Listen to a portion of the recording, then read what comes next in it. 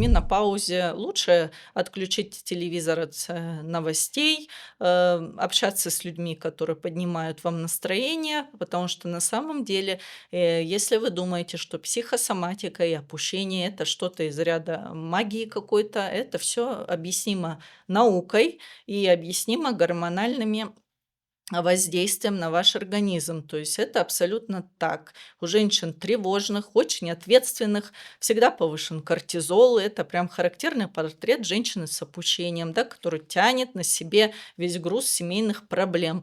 Вот этого быть не должно. Любите себя, помните, что вы как бы самое главное у Ага. себя, да, здоровый эгоизм должен быть, и здоровая мама, бабушка, она всем нужна, она веселая и как бы щит, опора семьи, да, поэтому, пожалуйста, очень берегите себя с позиции ментального здоровья. Не думайте, что это не важный фактор, это очень серьезный фактор.